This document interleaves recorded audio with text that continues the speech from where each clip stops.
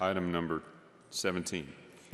Item number 17 is an ordinance approving a license agreement with Zayo Group LLC, a Delaware limited liability company, for the use of city rights-of-way for the installation of telecommunications network. Councilman Courage. Thank you. Do you have a presentation on this? I do have one, yes. I'd like to see that. Thank you.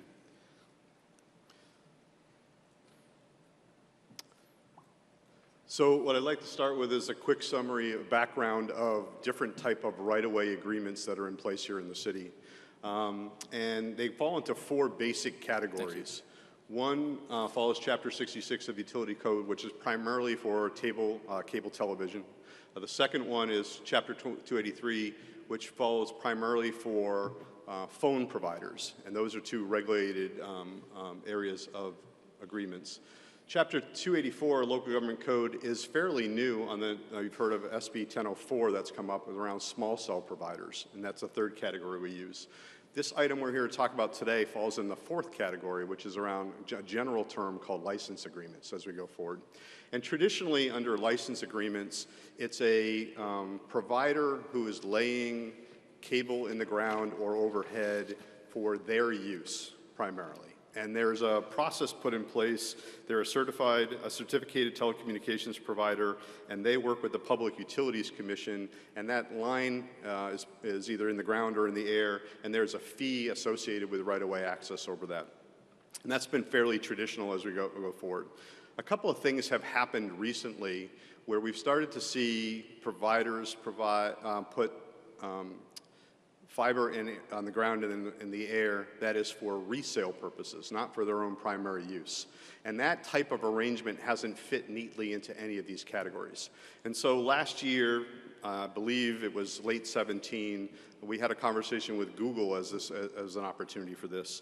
And so the City Council approved an ordinance last year for a right-of-way license agreement with Google for them to pay 3% of their revenues based on the reselling of their services in that sense. So there's been a gap kind of in the arrangements as we go forward. So Zayo has the second firm that's come forward with a similar type of arrangement that doesn't fit those traditional categories. And what we've done is brought forward a proposal to use the same model that we use with Google for Zayo as they come in for the resale of their services as they go forward. My apology. So the city doesn't receive any compensation today for that type of resale model. That's why the 3% revenue model was put in place with Google, and that's what we're using to go forward. We negotiated a license agreement with Zayo, the compensation of 3% of gross revenues for those services that are outside of those other categories specifically. And we have the opportunity to set a 20-year term with 5-year renewal policies, and we have the opportunity to, on a 5-year basis, to audit those revenues as well.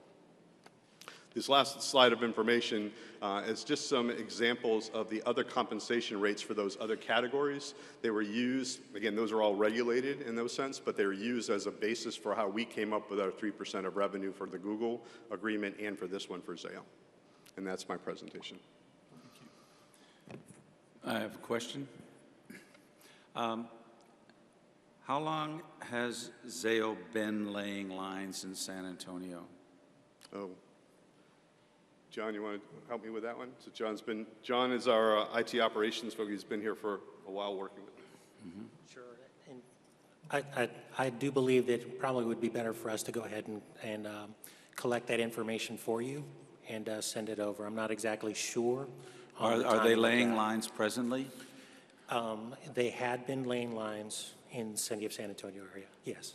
Had we given them a license to do that? So, sorry. Go ahead. So, I mean, we're talking about the public easements, so and don't you usually have to get permission ahead from City Council to use public easements? So we have, in TCI, we have a right-of-way permit that everybody that uses the right-of-way needs to get ahead of any work. So Zayo's been pulling permits for about 3 years in San Antonio. Okay, so it didn't have to come to council for that kind of approval for something like that? So simply to work in the right-of-way, developers, contractors, others, utilities, so forth, can use the right-of-way. Now, if there's other conditions that a license or something like that, that's different. But for our right-of-way permit, they pull that permit, and then now we know if there's any issues with where they're doing the work, how the traffic control is set up, and so forth. So I guess we're saying after the fact, we've understood what they want to do, and we're trying to get some licensing fees from them? So if I may, Zayo is a certificated telecommunications provider. I believe they filed under Chapter 283. Now, as part of that, they are actually allowed access to the right-of-way. However, the intent is at some point in time, once they've completed their build, that they do start posting revenue that would be paid to the city of San Antonio. And permits are allowed to be assigned under that authority. Councilman, I think at some point in time. we have a comment by the city attorney. Andy, go ahead. All right. I wanted to clarify that, first of all, we weren't aware that, when I say we, the city wasn't aware that Zayo was laying lines without paying under a license agreement. When we became aware of that, we instructed the city, or we advised the city to stop issuing permits to Zayo until they came and negotiated a license agreement with the city. It is a contention of Zayo and other similarly situated providers that they have no obligation to pay the city. And it wasn't until we stopped issuing permits that they came to the table and negotiated an agreement. I just wanted to make sure everybody understood that timeline. Yeah, and I did want to just, not to clarify any at all what the city attorney had mentioned, but the fact that we had been issuing permits that had been actually allowed within the process, with the exception of eventually they do have to come back and provide feedback on revenues that they'd be paying to the city. And when they weren't doing that, we actually did bring them in, start talking to them about what they were doing, how they were doing business, and how that directly related to rates that they would be paying to the city. Okay, a couple of other things I noticed was that the forecast is for about $20,000 a year? Yeah, What's that based on? It's not a fair forecast at this time. Okay. There are wildly different opportunities for forecast, and it's dependent upon their growth and their customers. Zayo's is primarily a commercial customer, not a residential, so they may have a few large commercial providers. It may take many years to actually have it generate the revenue, so not a fair forecast. But we have an understandable agreement now with them so that we can monitor that and we'll understand exactly what those license fees should be. Yes, and it gives us an opportunity to stop and audit them and see what their revenue forecasts are. Okay. Thank you. Okay. I have no further questions. Thank you, Councilman Courage. Councilwoman Villagrán. Thank you. So how many other telecom things are doing this right now? Yeah, Google Fiber came to us. I remember when that happened, that license agreement, and we made sure that anybody could come still. So how many more are doing this here in the city? Have y'all stopped pulling, have others stopped pulling permits? May I suggest Mike Frisbee? Remember, we set up the office to Yes, manage the I did. right-of-way with all of the cable and Yes. fiber providers 2 years ago when Google came into the community. Mike?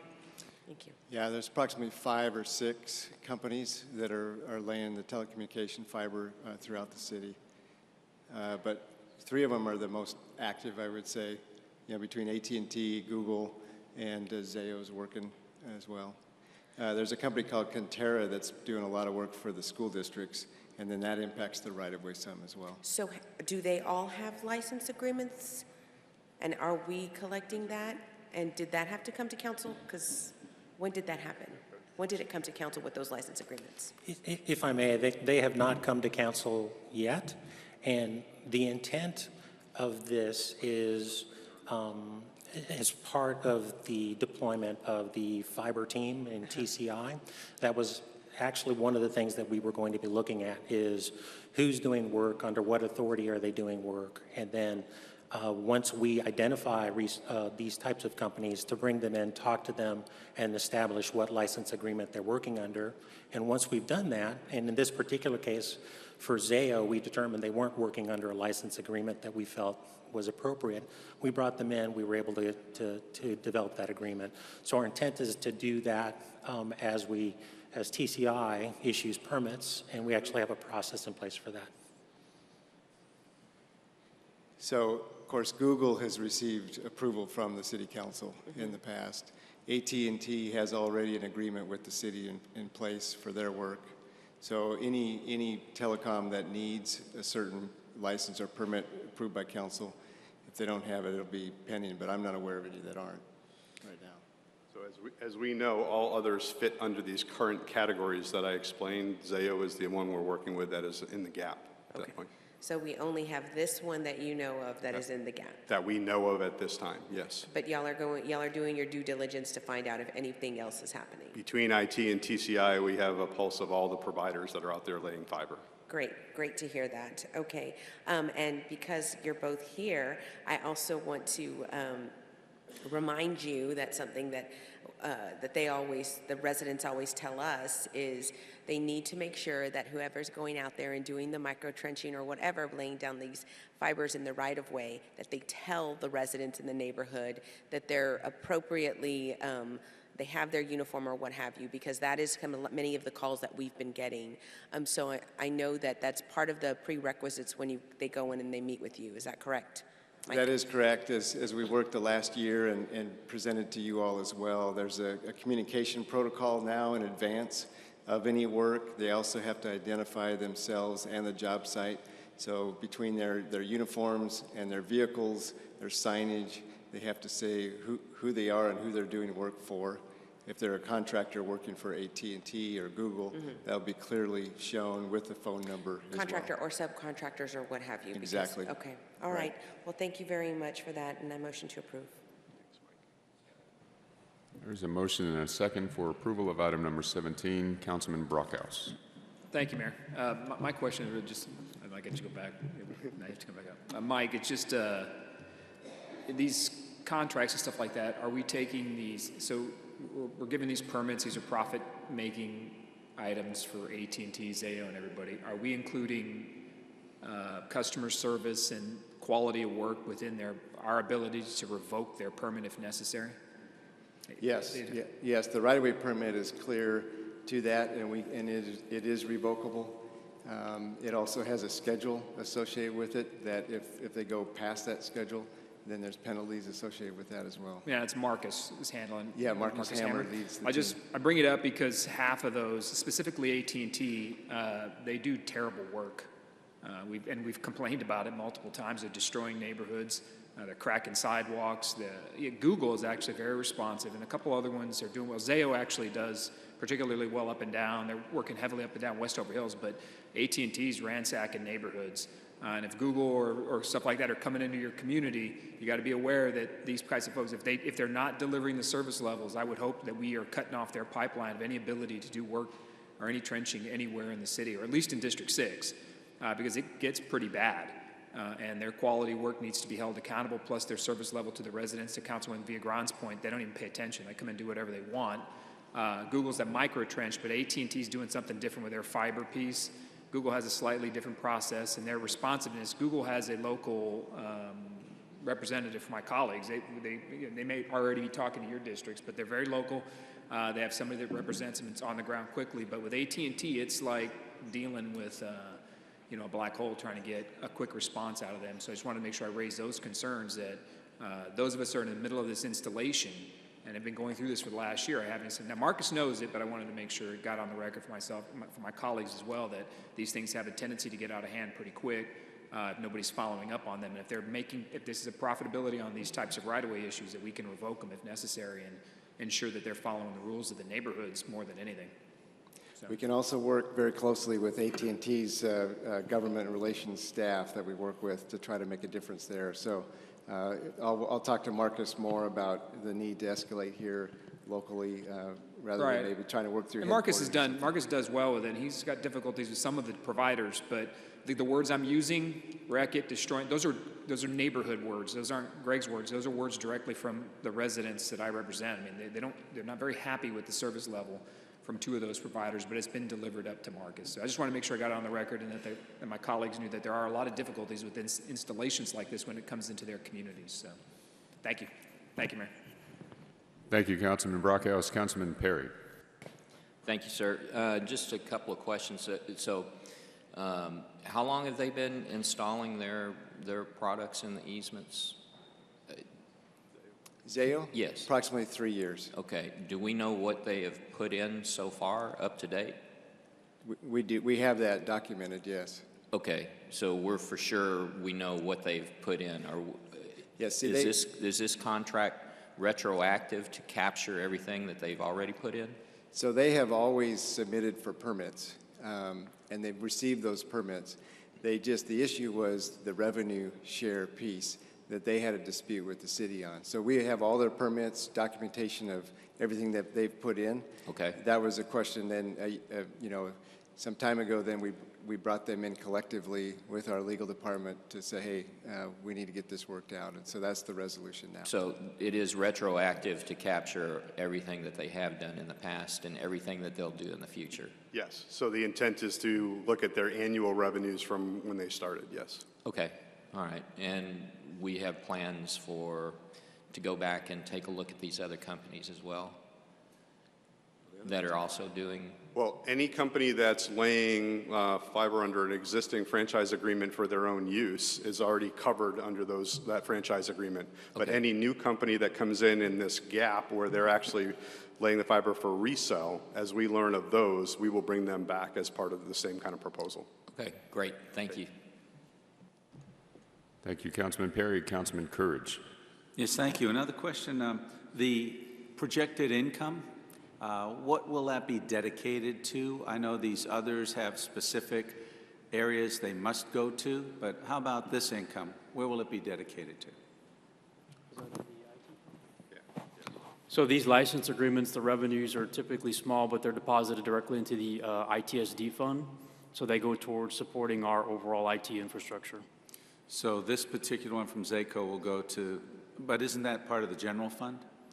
The franchise fees, the cable franchise fees, your CTP fees, your access line fees from your telecommunications provider where they're providing retail service, all of those go into the general fund. These kind of one-off license agreements that are filling in gaps, these smaller dollars are going directly into the ITSD fund. Well, I'm wondering if we might not be able to redirect those funds toward trying to expand digital service into areas that don't have it. Instead of throwing it into our ITSD fund, how about setting up a dedicated fund that over a few years we can start providing more technology hookups for people in parts of the community that simply aren't getting it? We could look at that. The challenge is, last time I looked, the amount of revenue is not a lot. And of course, under this contract, if approved today, we'll add that to our list, probably get with Kevin Barthol. This would be one we would go and audit because it's a little bit, as you've heard from the conversation today, if you went back 20 years ago, we had franchise agreements and license agreements for all of this type of stuff. Over time, either through federal law or state law, that has changed and become a statewide or a federal issue. Right. So we don't have the ability to even put them into an agreement. So in this case, Zayo is a certificated telecommunications provider. They believe through that state statute they've got access to the right-of-way. As we look at some of these and they don't have customers, our point is you may be certificated with the state, but you're not providing any compensation for that use of the right-of-way like the other CTPs are. So we're really trying to fill a gap here. Mm-hmm. There isn't a white space there, but I can get you that revenue number. It's not a significant amount. Well, I would hope we might be able to redirect that to a more consumer-based area that we can provide more services. Maybe it's more to the libraries for their technology, or more to, expanding technology in underserved communities. So I'd like us to consider, with this funding as it projects, to maybe set up a fund for that purpose. So And just to clarify as well, that the ITSD fund does provide service to the entire organization. So that includes libraries, all of our facilities. That's where all of our IT infrastructure is paid for the most part. And then, of course, it's an internal service fund, which essentially means at the end of the day, we charge it back based on who's using the service. We charge it to the department, so they're basically paying a service to have that infrastructure supported, the technology in place. So indirectly, or I guess directly through the fund, it's going in to support what we do as an organization. I understand. Thank you. Yes, sir. Thank you, Councilman Kurtz. I'd like to move the question. Cheryl? I'm sorry. Ben just answered the question, servicing technology in the departments. And Councilman Courage, yes, we'll present that as part of the budget this year in answer to your question on how the fund is funded, exactly what those dollar amounts are. And it's probably timely to give the council an update on where we are with the fiber being laid in the community. For the past 3 years, this has been a huge effort. We created Marcus Hammer's unit specifically to address the complaints that we receive throughout the community. Councilwoman Villagran probably recalls that some of the first complaints about Zayo were from your district in District 3. So we'll give you a complete update and talk about the budget ramifications as part of the presentation in August. Great, thank you, Cheryl. And I'll just say before we go to the question, Ben, you and I have had conversations about this over the past couple of years as it relates to our smart cell agreements and where that revenue does go. So I would tell my colleague, Councilman Courage, I think you're spot on. The intent behind these funds, even though small, is that they continue to build out our own public service as it relates to our infrastructure, so long as we can, because the legislature and the federal government continue to work for ways to preempt the local governments from acquiring this revenue in the first place. So good question, and I look forward to the report, Cheryl. All right, we have a motion and a second for approval of item number 17. Please vote. Motion carries.